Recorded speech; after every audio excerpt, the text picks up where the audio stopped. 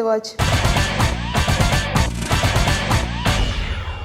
మనతోటి డాక్టర్ దీప్తి గారు ట్రైకాలజిస్ట్ ఉన్నారు. ఆవిడని అడిగి జుట్టు గురించి సమస్యలను తెలుసుకుందాము. నమస్తే అండి. హలో పావని. ఇప్పుడు యూత్లో చాలా హెయిర్ ఫాల్ ఎక్కువగా ఉంటుంది. ఎలా ఉంటుందంటే నైట్ పడుకున్నప్పుడు ఉదయం లెగ్స్ చూస్తే పిల్లో అంతా హెయిర్సే ఉంటున్నాయి. అది చూసి వాళ్ళు కూడా చాలా డిప్రెషన్కి వెళ్తున్నారు. సో దాని గురించి మీరు ఏం చెప్తారు? యూత్ అంటే ఇప్పుడు కాలేజ్ గోయింగ్ వాళ్ళు లేదా ఫ్రెష్గా కెరియర్ స్టార్ట్ చేసిన వాళ్ళు అనుకుందాం పావని. వాళ్ళ డైట్ ఏంటనేది చూద్దాం ఫస్ట్. జనరల్గా డైట్ ఏముంటుంది, హడావుడిగా బ్రేక్ఫాస్ట్ స్కిప్ చేసేసి కాలేజ్కి వెళ్ళిపోతారు. వెళ్ళాక క్యాంటీన్ ఫుడ్ ఎక్కువగా తింటారు. స్పిరిట్స్ అంటే మన థమ్సప్లు, కోకోకోలాలు, పెప్సీలు, ఖచ్చితంగా మంచినీళ్ళ కంటే ఎక్కువ ఇదే తాగుతూ ఉంటారు. అంటే మెజారిటీ ఆఫ్ దెమ్, నేను అందరినీ అనట్లేదు, మెజారిటీ ఆఫ్ దెమ్ అదే అనమాట. ఇంకా పఫ్స్ తింటారు, క్యాంటీన్ ఫుడ్ తింటారు. అగైన్ లంచ్, పొద్దున బ్రేక్ఫాస్టే స్కిప్ చేశారు అంటే లంచ్ బాక్స్ తెచ్చుకోరు ఖచ్చితంగా. లంచ్కి అగైన్ బయట తింటారు. మళ్ళీ ఈవినింగ్ అందరు గ్యాదర్ అయినప్పుడు కూడా మళ్ళీ థమ్సప్లు, జంక్, ఫ్రైస్ ఇలాంటివి ఎక్కువగా ఉంటూ ఉంటాయి. సో ఆస్ దెమ్ ఫస్ట్ మీరు ఏం తింటున్నారు అనేది అడుగుదాం. ఇదొకటి. నెక్స్ట్, మంచినీళ్ళు తాగట్లేదు. రోజుకి 4-5 లీటర్లు తాగుతున్న వాళ్ళు ఎంతమంది ఉన్నారు? ప్రాపర్గా వాటర్ ఇంటేక్ లేనప్పుడు మిక్చురేషన్ కూడా ఉండదు. అంటే అవుట్పుట్ యూరిన్కి ఎన్నిసార్లు వెళ్తున్నారు వాళ్ళు? How many times are they using urinals in a day? నాకు తెలిసి చాలామంది దే స్కిప్ దట్. మళ్ళీ ఎప్పుడో ఇంటికి వెళ్ళాక కానీ they don't pass out the urine. Acidic అయిపోతుంది, లోపల కండిషన్ అంతా అసిడిక్ అయిపోతుంది.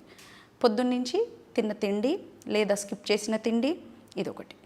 ఇవన్నీ చేస్తూ ఉంటే దీనితో పాటుగా ఫోన్స్ ఎక్కువగా యూజ్ చేస్తున్నారు. లేట్ నైట్స్ కూడా లైట్స్ కింద కూర్చుంటారు. ఏదర్ చదువుకోవడానికో కూర్చుంటారు, లేదా మెలకు ఉండడం వల్ల లైట్స్ కింద కూర్చుంటారు. Radiation exposure. పొద్దున్నే లేస్తున్నారా? ఒకవేళ లేచినా వెళ్ళి కాలేజీలో కూర్చుంటారు.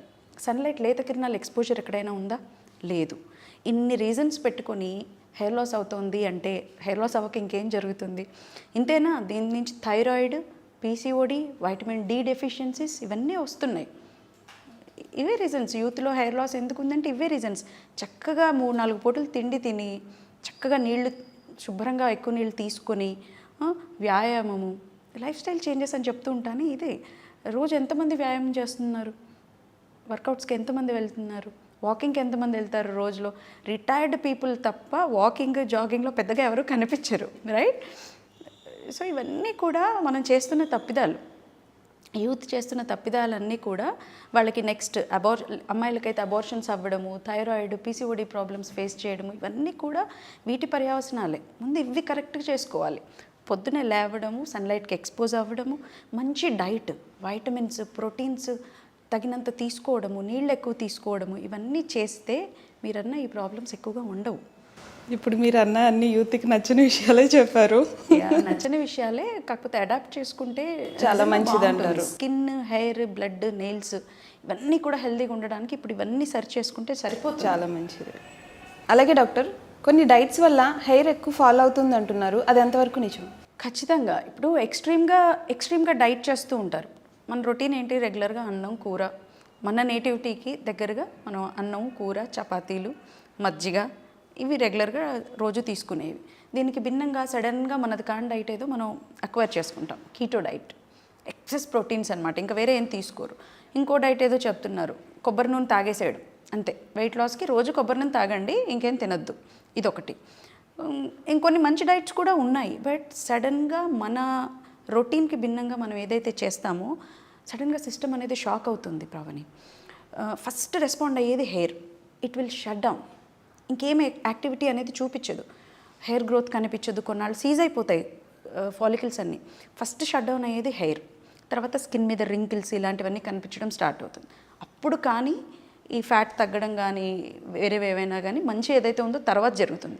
సో ఇప్పుడు షట్ డౌన్ అయింది, ఇదంతా నెమ్మదిగా రికవర్ అయ్యేలోపు హెయిర్ లాస్ అనేది బాగా జరుగుతుంది. అలాగా డైట్ అనేది ఎక్స్ట్రీమ్ డైట్ ఏది చేసినా సడన్గా ఇంటర్మీడియట్ డైట్స్ కొన్నాళ్ళు ఇది కొన్నాళ్ళు అది చేసినప్పుడు హెయిర్ లాస్ అనేది జరుగుతుంది. ఇంకోటి, అందరికీ అన్ని డైట్స్ నప్పుతాయా? ఇప్పుడు నేనున్నాను, నా బ్లడ్ రిపోర్ట్స్ ఏంటో నాకు తెలియదు. నాకు వైటమిన్ డి తక్కువ ఉందా, హిమోగ్లోబిన్ ఎక్కువ ఉందా, సీరం ఫెరిటిన్ ఎక్కువ ఉందా, తక్కువ ఉందా, ఏమీ తెలియదు. ఎవరో ఏదో డైట్ చెప్పారు, మాకు బాగుంది అనిపించింది, చేసేసాను అనుకోండి. You don't know what is going on inside కదా. సో ముందు ఏది చేసినా బ్లడ్ లెవెల్స్ అనేది చెక్ చేయించుకోవడం కంపల్సరీ. అందులో నేను ముఖ్యంగా సజెస్ట్ చేసేది vitamin D, vitamin B12, serum ferritin, complete blood profile. ఇవి బేసిక్. థైరాయిడ్ ప్రొఫైల్ ఒకటి. ఇవి కరెక్ట్గా ప్రాపర్గా ఉన్నాయి అంటే అప్పుడు మనం ఏదైనా ఎక్స్పెరిమెంట్ చేయడానికైనా మన బాడీ సహకరిస్తుంది. ఎగుడు దిగుడు ఉన్నాయి అంటే ముందు అవి బ్యాలెన్స్ చేసుకోక తప్పదు పావని. చాలామంది ఇప్పుడు మేల్స్ థైరాయిడ్ అంటే ఫీమేల్స్లోనే ఉంటుంది అనుకుంటూ ఉంటారు.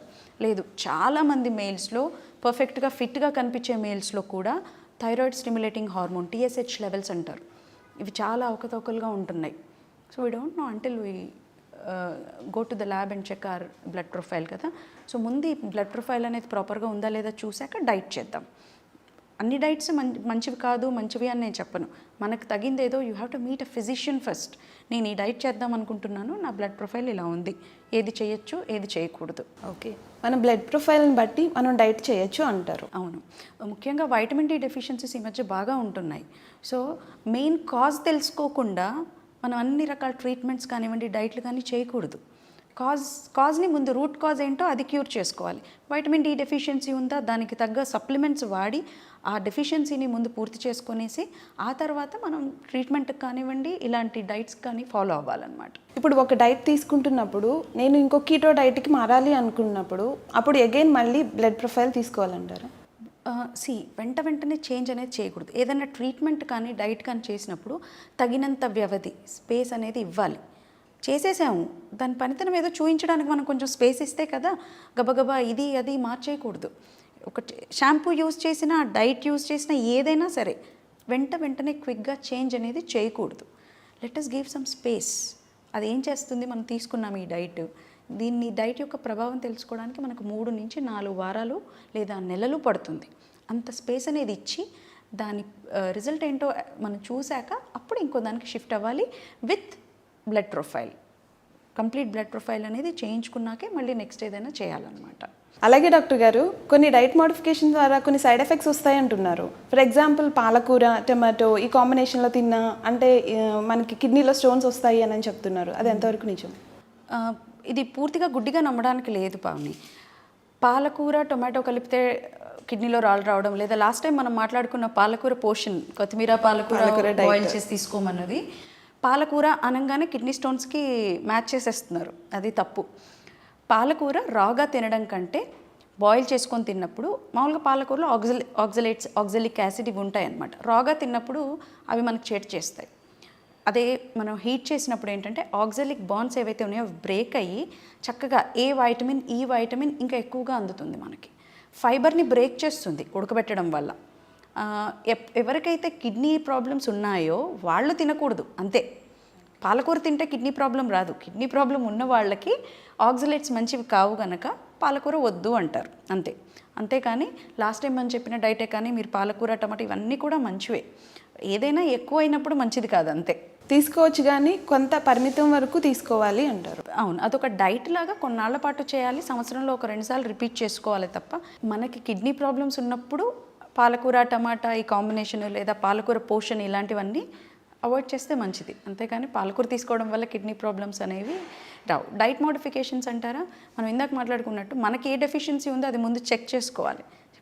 చెక్ చేసుకోకుండా వాడేసామనుకోండి, ఇప్పుడు ఆల్రెడీ నాకు సీరం ఫెరిటిన్ ఎక్కువగా ఉంది బ్లడ్లో, నేను పాలకూర డైట్ చేసేస్తున్నా అనుకోండి, సీరం ఫెరిటిన్ అధికంగా అయిపోదు, టాక్సిన్స్ అయిపోవు మనకి. అందుకనేసి ముందు చెక్ చేసుకొని వాడితే ఏం ప్రాబ్లం ఉండదు అనమాట. మనం డైట్ మోడిఫికేషన్స్ చేసుకోవచ్చు. ఏంటంటే బ్లడ్ ప్రొఫైల్ని బట్టి ఏ మోడిఫికేషన్స్ అయినా చేసుకోవచ్చు. ఖచ్చితంగా బ్లడ్ ప్రొఫైల్ ఎప్పటికప్పుడు చెక్ చేసుకుంటూ ఉండాలి. 3 నెలలకో 6 నెలలకో బ్లడ్ ప్రొఫైల్ చెక్ చేసుకొని తర్వాత వాడితే కనుక మనకి ఈ సైడ్ ఎఫెక్ట్స్ అనేవి పెద్దగా రావు. అలాగే డాక్టర్ గారు, బాదాంలు నానబెట్టి ఉదయాన్నే తొక్క తీసి తింటాం మంచిదంటారు. పావని, బాదం విషయానికి వస్తే మీరు చెప్పండి, మీరు 4 తింటున్నారా, ఎన్ని తింటున్నారు? నేను 4 తింటున్నానండి. బాదం పప్పులు చక్కగా గుప్పెడు తింటే చాలా మంచిది. అది ముఖ్యంగా హెయిర్కి చాలా మంచిది. మరి 3-4 will not help us in any way. గుప్పెడు డ్రై ఫ్రూట్స్ ఏవైనా సరే, బాదం, ఇందులో మీరు ఇంకా యాడ్ చేసుకోగలిగితే అవిసె గింజలు ఇలాంటివన్నీ యాడ్ చేసుకోండి. Dry cranberry, Musk melon seeds ఇలాంటివన్నీ కలిపి గుప్పెడు ఉండేటట్టుగా చూసుకోండి. మంచిదే ఇవన్నీ తినడం, కాకపోతే మోతాదు మరీ తక్కువ అనుకుంటాను. 3-4 నానబెట్టుకొని తినాలా, రాగా తినాలా, అలాగే తినాలా, ఈ క్వశ్చన్స్ ఉన్నాయి. ఇమీడియట్గా తినగలిగింది మనం రెడీమేడ్గా అలా తీసుకొని తినేసేయడమే. నానబెట్టి తినడం ఇవన్నీ ప్రొసీజర్ కొన్ని ఉన్నాయి అంటే అసిడిటీని కాజ్ చేసే విధంగా ఉంది అనుకున్న వాళ్ళకి నానబెట్టి తీసుకుంటే బెటర్ అనమాట. Otherwise you can have it directly అనమాట. రా తినొచ్చు అంటారు. ఓకే, అంటే ఏ సమయంలో తినాలంటారు? ఉదయం తినాలంటారా, evening? Throughout the day ఇది ఒక హ్యాబిట్గా పెట్టుకొని మధ్య మధ్యలో మంచింగ్ లాగా బ్రేక్ఫాస్ట్ అయిపోయింది 11 o'clock టైంలో కొన్ని తీసుకోవడము, మళ్ళీ ఈవినింగ్ 4 o'clock టైంలో తీసుకోవడము, ఇలాంటివి చాలా హెల్ప్ చేస్తుంది మనకి. ఒకేసారి తినాలి అంటే మనం అన్ని గుప్పటి తినలేం కదా. So make it habit through out the day. ఎప్పుడైనా సరే ఒకేసారి అన్నీ తినేయడం కాకుండా మినీ మీల్స్ మెనీ ఏ టైమ్స్. నేను ఇదే చెప్తుంటాను నా క్లయింట్స్కి. కొద్దిగా 3-4 గంటలకు ఒకసారి కొంచెం నట్స్ కానివ్వండి, కొన్ని ఫ్రూట్స్ కానివ్వండి. నేను రెగ్యులర్గా ఈస్ట్రోజన్ డైట్ అంటూ ఉంటాను. గ్రీన్ పీస్, బ్లాక్ కిస్మిస్, ఇలాంటివి కొద్దిగా రోజు అలవాటు చేసుకుంటే కనుక మీకు హెయిర్ చాలా బాగుంటుంది. ఓకే అండి, నేనైతే నా వర్క్ ప్లేస్కి డ్రై ఫ్రూట్స్ తీసుకెళ్ళటం స్టార్ట్ చేస్తాను. వెరీ గుడ్ అండి, really it helps. Thank you madam. Thanks for watching eagle media works. Like and subscribe Eagle Health and Beauty.